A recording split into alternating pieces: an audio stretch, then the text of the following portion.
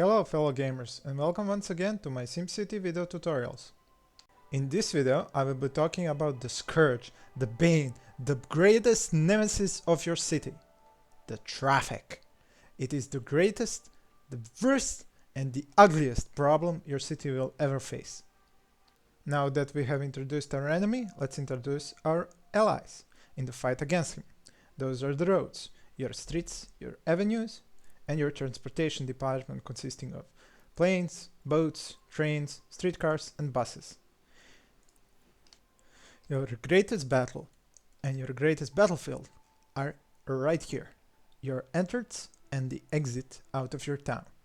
One of the most stupidest things I have noticed in this game is this: 4 lanes, 6 lanes, 2 going out, 2 going in, 3 going out, 3 going in. Wait, what? And that is the question that boggles my mind. Why, oh why, do we have 6 lanes that are coming out from 2 lanes? What's the point? If you only have 2 lanes coming in, there's no point in having 6 lanes coming into your city, since they cannot take as much traffic as these lanes. What is the point? So my answer is forget those 6 lanes, because you're already limited by the 2 lanes coming in. So whenever you're starting a city, don't try and expand this 6-lane avenue, because what is the point? You can only use 2 lanes to get in and out, and again in and out. Why would you spend money on 6 lanes? So when you're starting a city, just take a medium density street, take a circular way of building it, and make a runabout. Since in this city, if I toggle this overlay, I need to save my space for the drilling of oil, and I'm just going to build it like this. Now I have my runabout, and since this is a medium road or the street connecting with an avenue, there's only a stop sign right there, no lights. And that is what you want in your entire city. You do not want street lights. Now from this point onward, the plan that you're going to set up for your roads and the transportation has to meet exactly with the plan you decided to make for your resources, which I made in the previous video if you have seen it. If you have not, pause this video, go back, see that, and come back. Now to continue. Since I said in the previous video, I'm going to draw the oil from here, get some coal from here, and I'm going to forget about this ore, because the way the wind is blowing, I need to keep my residential on the left and my industry on the right. Since I want to be able to export without having too much traffic on the same export-import routes, I now have to decide how to place my roads in order to provide myself the most access for my trucks to go out and export my produce. Whether it be oil that's going to go out from here, or the coal that's going to go out from here. Since I will be building some coal mines here, I know that I have to connect this part, sorry, wrong type of road, this part with the edge of the map from where I wish to go down here, and from somewhere about here I have to be careful not to go over the oil deposits. Let's say we go here, and we are now going to connect with this road. Now again, no traffic lights. Why? Because this is an avenue connecting to a street. Now we have set up our roadway for exporting coal. Now we want to set up a road for the exportation of raw oil. If we are going to have the drills here, here, here, and here, we want to have our, let's say, refineries later on. Let's say we put one here and one here. Now we have to plan our roads accordingly. That means, let's say we have a road leading up here, that's going to be the road that's going to bring in workers and get the freight out. If we are going to get the freight out, that means we have to connect this refinery and this refinery to some trade depots.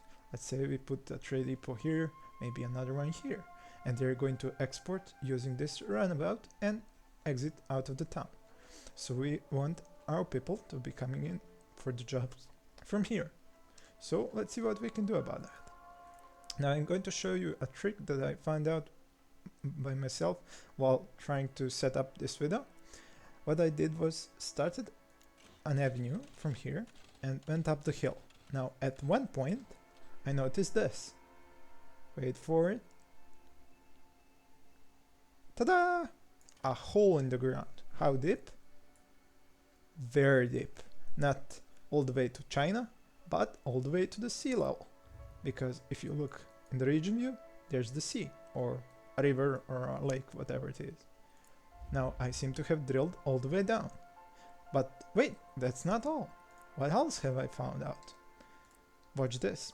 A medium avenue starting about the middle of the hillside that I'm going to draw forward.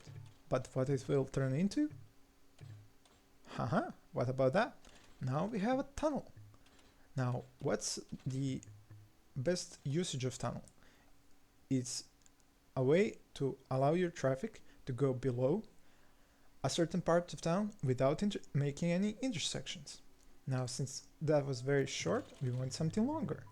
Now, this may take a few tries, but you are going to be very happy with what you get once you manage to hit the exact position and the starting and end lines. Now let's see how many tries it's going to take me. That's too far. That isn't so bad, but as you can see, we have too much space being garbled by the road itself. So we want to try and make something that's not going to have an exit that's going to take so much space. Yes, we want something like that, but much further away. And there we go.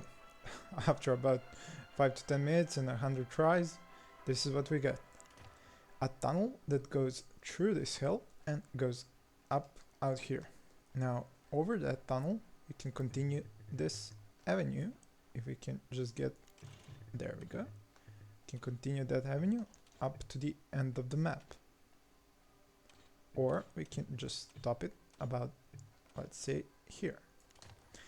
Now, this part we can continue on, let's say up to the end of the map also, and then going down. A little bridge first. Try not to destroy too much of the elevation, and then just move it forward. Now I'm not going to connect, just go up to the entrance avenue. Now, since this avenue is a bit off at a wrong angle, I'm going to shorten it and then connect it from this side, which is going to allow me to go straight. There we go. Now, what's the point of this? Why did I make such things that are a tunnel and a bridge and an overpass? This is why. Once you zone this part, you're going to be able to divide this avenue in half, which means all the people that are going to live here are going to use this road and go to work, while all the people that you zone here and connect to this tunnel are going to have to use that tunnel and not be able to use this avenue, which is going to half the traffic that would go onto this avenue if you didn't have this tunnel and this road. Now that we have set up this part, we know that we are going to have to expand on this part as well. Since these people are going to go to work on this coal mine, from this side we can simply continue that avenue and put it, let's say, here in the middle. Now, since we do not wish these people to go to work all the way there, we want them to go to work over here. We have to somehow make it less attractive to them to go all the way there, which means we need to increase the amount of space that they will have to travel to get up there and decrease the amount of space they need to get up down here. Now, since we need another road to connect with this, we can use, let's say, a curved road coming up from here, going up about here. Let's see if that's going to go. That would go into that. Okay, we should be more careful. So let's say a straight road going in from here, up, and then up again. Now we can connect these two roads. And now, should we connect these roads? Well, actually you have to, because in order to be able to spread the services, the utilities all over your city, you have to have some sort of connections between all the parts of your city. So let's say we stop this connection at this place. This connection for this tunnel, we can first shorten, then place it up until that avenue, but we are not going to connect it. We are going to connect with this piece of avenue because we want this part and this part to be one whole. Now we are going to continue this avenue, let's say up until this place. If I could get this to be a bit straighter, it would be nice. There we go. Now what I'm going to do, I'm going to expand this road and going up here.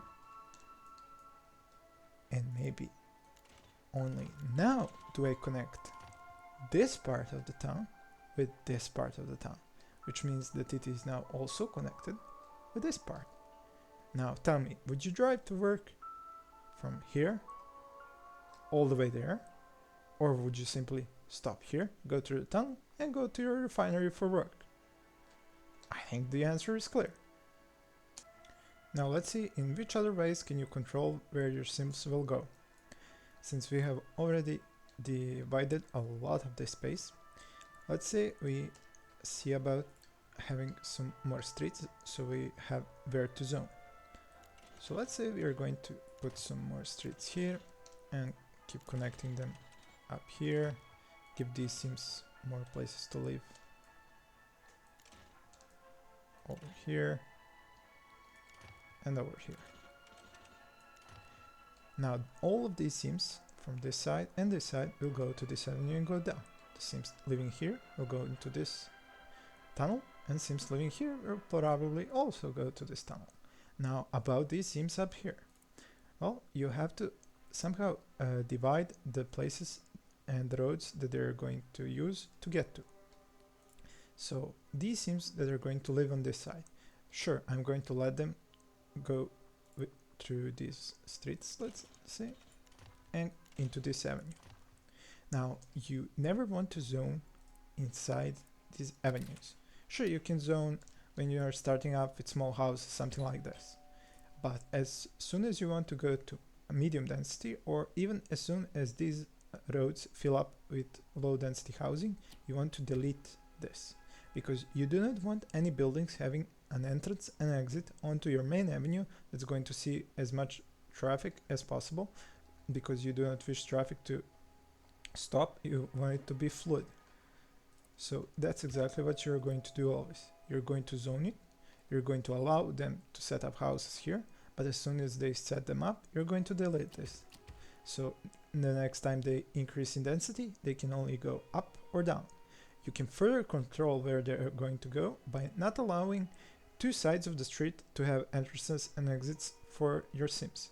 This is also going to cut down the amount of stations that you're going to have to set up. Let's say you want to put school bus stops. If you have entrances and exits on both sides of the street, you need to put bus stops and school bus stops on both sides of the street. But if you allow for only one side of the street to have exits and entrance, you're going to have to put only bus stops on only one side. Now to continue, since we are going to allow the sims to go from the left side into this avenue, we do not wish to allow more sims to go to that same place in the avenue. So we are going to, let's say, take an avenue and continue it from there. We could do this, but this is going to place a lot of sims on a single avenue and a dead-end road. So what we are going to do, we are going to go halfway, while the other half of the way is going to go down into this avenue. And then once you do this and delete this part, these sims that are going to live right here are going to go up into this part of the avenue, while the sims that are going to live down here are going to go into this avenue. This way you're not having too many sims using the same parts of the road, which means instead of having one huge red blob here and two green blobs here, you're going to have, for example, yellow or maybe orange blobs everywhere, which still means your traffic is flowing. There's a lot of it, but it will still flow. My planning tutorial will continue with the next episode, in which I will cover zoning, and because zoning and road constructions are very interconnected, I'm going to also continue talking about roads while I teach you about zoning on those roads. Thank you for watching and stay tuned for more.